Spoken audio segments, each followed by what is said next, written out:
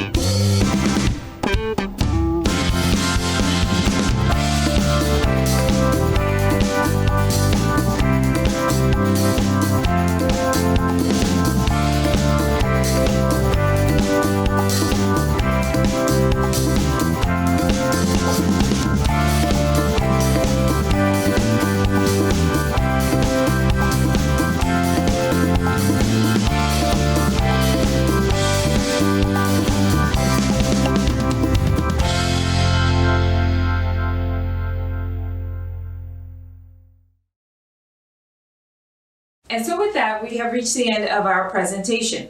Remember that protein is important in the diet, and it's much better when we obtain it from healthier sources. Thank you so much for joining me. We look forward to seeing you virtually again next week and at one of our resource centers as soon as we can. Until then, stay active, healthy, and informed.